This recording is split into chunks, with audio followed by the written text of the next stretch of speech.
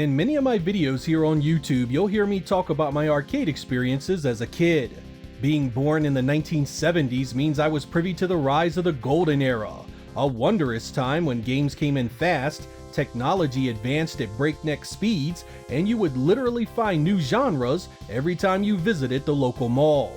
The joy I found in just watching the attract screens play was enough to pass hours, and by the time I was old enough to get anywhere on my own, Sega had dropped the likes of Hang On and Space Harrier, Konami had Gradius, Capcom had Commando and Ghost and Goblins, and Atari had Gauntlet and Paperboy.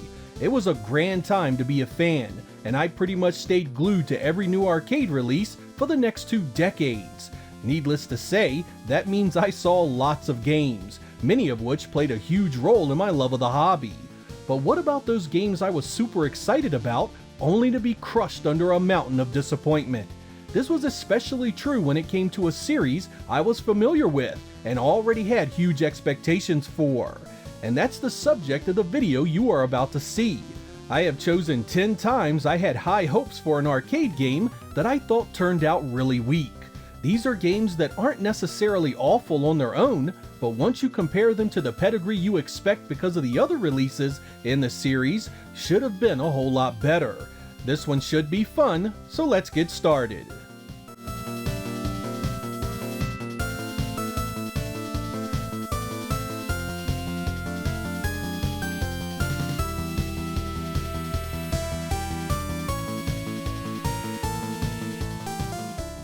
When Donkey Kong showed up in 1981, it was a massive hit.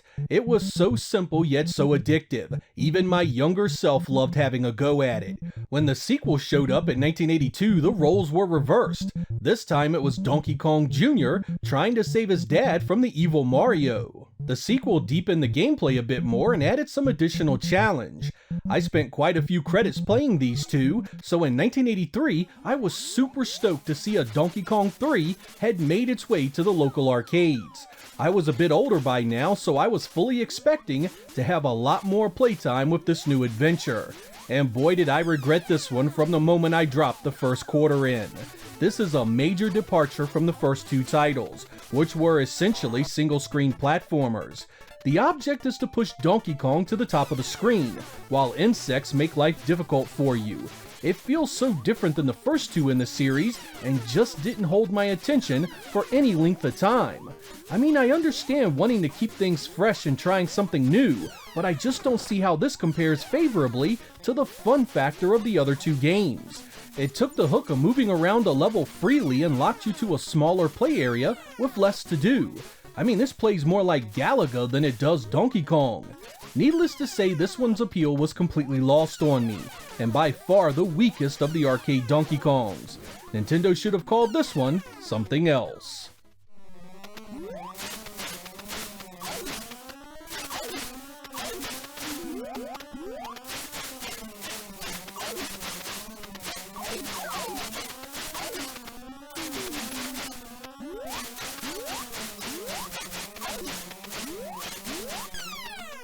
In 2000, the Capcom vs. SNK series began with a great start. I really enjoyed this and eagerly picked up the Dreamcast version when it was released. It was loaded with great fighters from both universes and played really well. Then a fantastic sequel landed the following year, Capcom vs. SNK 2. This one has even more fighters, a new ratio system, and 3-dimensional backgrounds. Both of these were top quality fighters that only really lacked a bit in the sprite department. And when the third in the series was announced for the Neo Geo in 2003, I was really looking forward to that one as well. But this one was made by SNK Playmore, and boy is it a massive change from the Capcom developed entries. Right from jump you get an art style that is more in line with the King of Fighters, which I didn't mind so much. What I did mind was the story, which puts us in a desolate future with bland stages and the gameplay felt really unbalanced. Now all fighters have issues there, but this one really made everything feel so different, so alien, and I needed a lot of playtime to come to grips with the vicious AI routine. I came to enjoy this over the years I played it, but it's still not anywhere near the games that Capcom developed. This needed some AI tweaks, some redrawn backdrops, and a few balance changes, and it could have been so much more. As it is, it's by far the weakest of the Capcom SNK crossovers.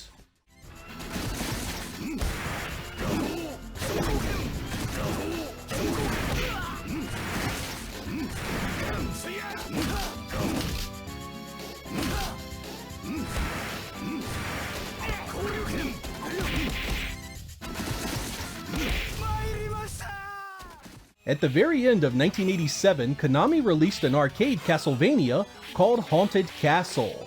Now, it took a bit for me to find this one in the arcade, but boy was I disappointed when I did. Of course, thinking about an arcade Castlevania conjures up images of fantastic visuals, killer music, and gameplay that rivaled the home version.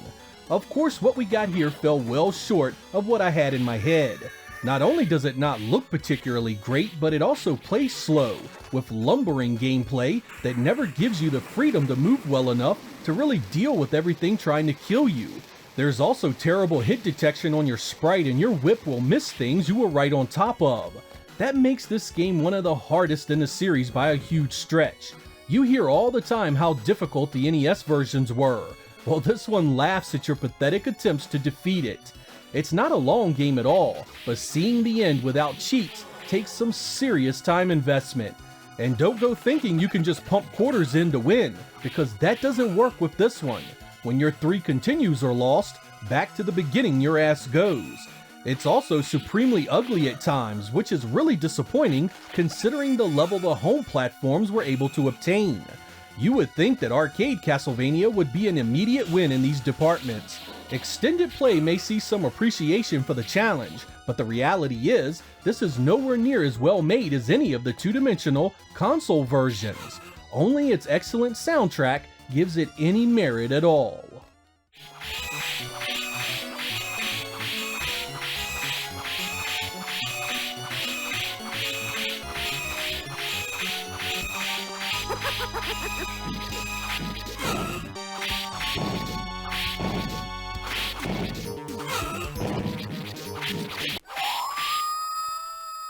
If you were an NES kid back in the day, chances are you have at least seen Tecmo Bowl at some point.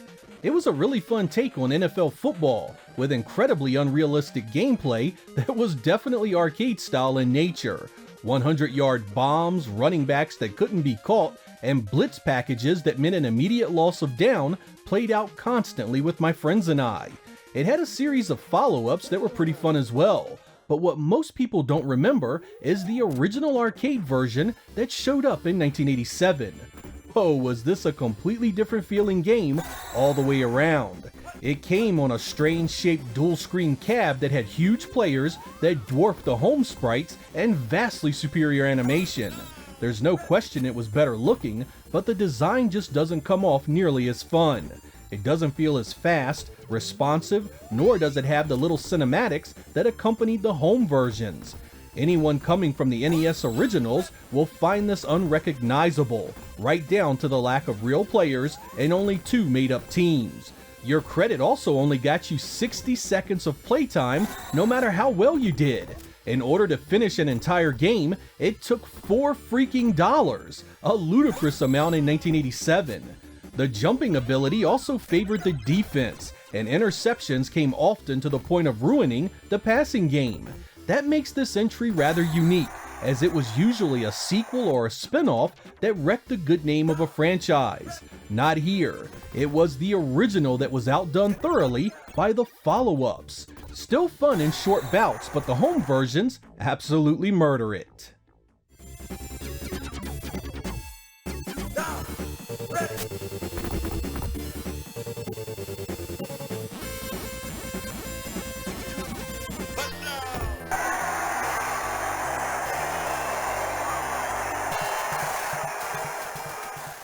As a Virtua Fighter fan, I followed the series since the Model 1 original. I still get a kick out of those beautiful flat-shaded polygons, and I still consider it one of the best playing 3D fighters ever produced. When Part 2 landed, it took what I loved about the first, made it faster, looked better, and even added a couple of really cool fighters. When these landed on the Saturn, I appreciated them even more because I had them at home on my favorite console. But Sega went to the well one too many times with Virtua Fighter Kids. the 1996 STV Titan port that none of us really needed. It wasn't just the cutesy makeover either, but the shortened stubby arms and legs actually seemed to make playing this feel way off. You had to get right up on your opponent to hit them, and some of the combo timings definitely were impacted. Sometimes it felt like your punches and kicks went right through your opponent. I want to be clear that this is far from a bad game, but since it was basically just a reimagined Virtua Fighter 2, what was the point? It didn't play as well, it certainly didn't look better, so it was essentially a title with similar assets just for the hell of it. It was also missing most of the cinematics and extra modes of the Saturn edition, a heck of a blow for those that enjoyed them there. When looking at the overall Virtua Fighter franchise, this is most certainly one of the more questionable three-dimensional entries. Not a bad game, but one that took up valuable AM2 time that could have been much better served elsewhere. Fight 1. Ready, go!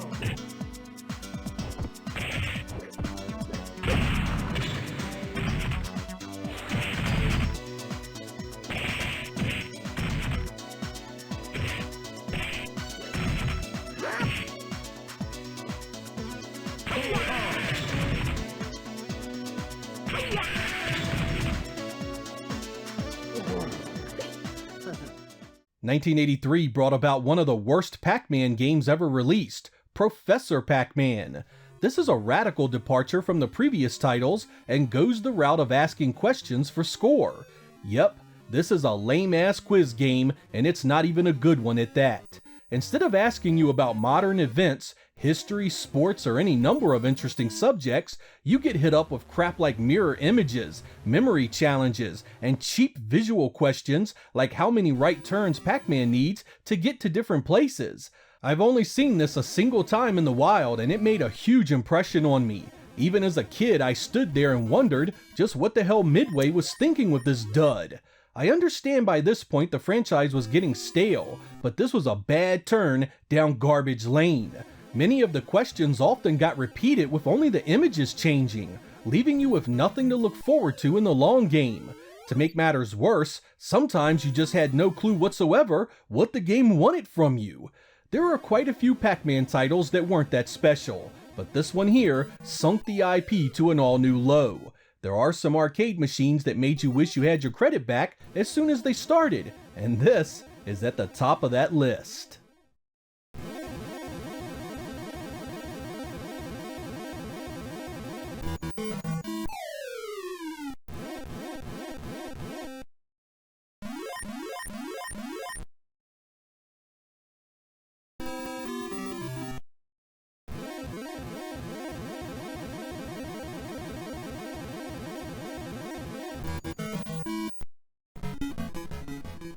Afterburner was a real stunner when it hit arcades in 1987. The sprite scaling was fast, smooth, and really gave you a sense that the action was in 3 dimensions, especially those ground stages. There were a few spin-offs like G-Lock and Strike Fighter that looked and played pretty good as well. When a Model 2 addition to the series showed up in 1995 called Sky Target, I really wanted to see it, and boy was it a letdown. The Sega Model 2 could produce some pretty terrific visuals, but here the entire graphics presentation is compromised. There's constant geometry draw in, the models get close-ups that make them look terrible, it's also much slower than its sprite-based brethrens, and that one is a real killer because it directly affects the gameplay.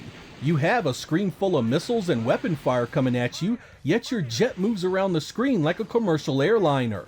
Again, I would not call this a bad game, it's just that after 8 years of game design, you think this series would have jumped to 3D more impressively.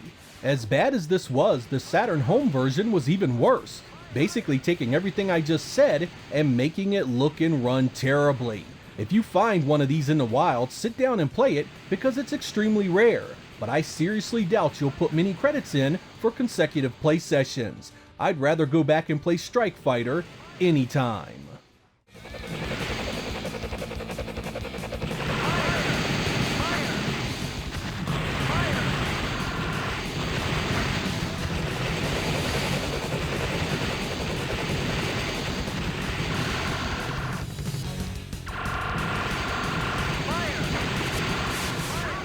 It was 1982 when Burger Time made its way to arcades across the United States. Like a lot of titles then, it took such a simple concept and made it extremely fun. The goal was to build burgers and avoid enemies. It was a great game that even a 7-year-old Sega Lord X could enjoy. The game's main character was back for a sequel in 1984 called Peter Pepper's Ice Cream Factory, and damn did Data East take this one in the opposite direction of fun.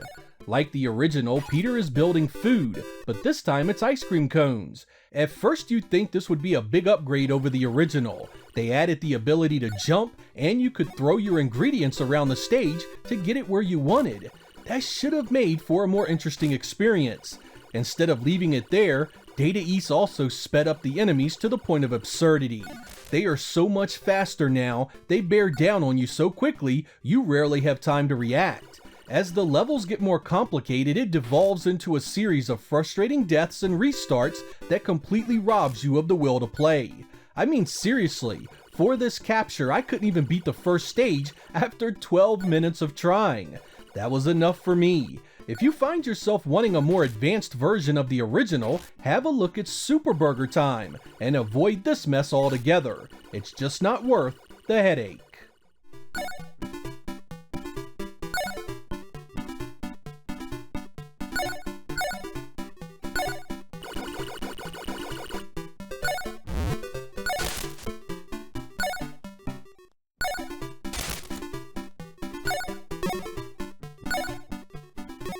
The first time I saw Metal Slug in the arcade in 1996, it was an immediate love at first sight kind of thing. I had really enjoyed the Contra series, and this relit that fire after a few years of inactivity for the run and gun genre. The animation, the humor, the multiplayer, the boss encounters, it was all just so impressive, and it really showed off the Neo Geo in a brand new light. So of course with the sequel in 1998, I expected even more of the same great gameplay and visuals, and for the most part I got it, except I also got a heck of a lot of slowdown as well. Way more slowdown than the first. So bad was it that it really hammered the gameplay in spots, making you question just what the hell the developers were thinking. This was a real shame because the core game was still top notch. It still had the animation and action you had loved from the first. SNK knew they had screwed up with this because a year later it was remade into Metal Slug X, where it was moved over to the Metal Slug 3 engine and most of its slowdown was eliminated. I still play part 2 from time to time because it's definitely a good time underneath all of that debilitating slowdown, but I'd be lying if I didn't take it to task for being a lesser experience than it should have been. Of the arcade Metal Slugs, it's definitely the one I wish had been better.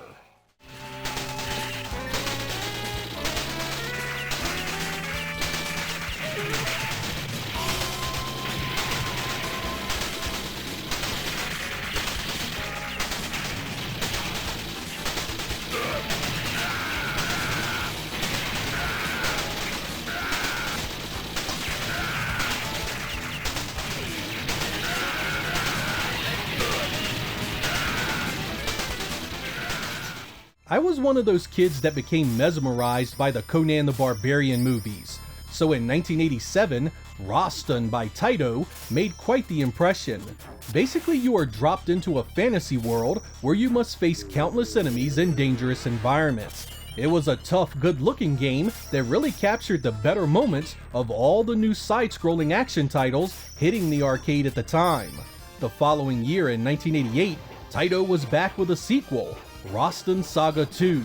Right from jump I hated the new graphics. Whereas your sprite looked really cool in the first, here he looked like some goofy ass clown playing dress up. Seriously, look at this dude.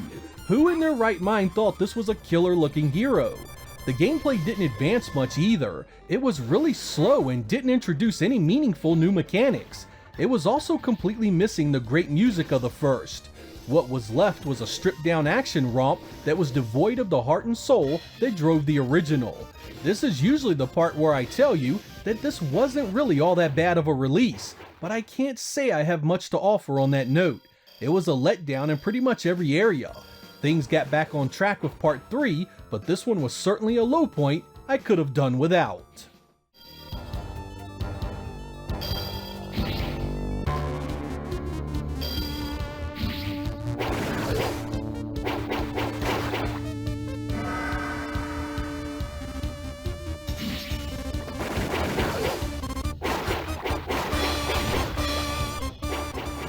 I think one of the big negatives about a successful game release is that it puts the developers in a position of even greater expectations the next time around. Even if you deliver something on the same level, you still get criticized for not pushing the envelope enough.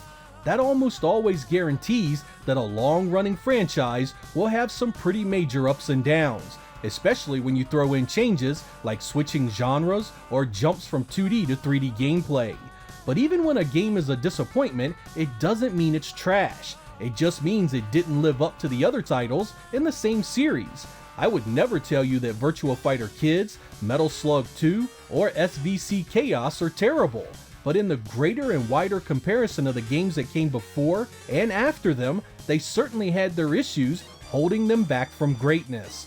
If you enjoyed this subject, let me know down in the comments, and maybe we will expand this to include console and handheld devices.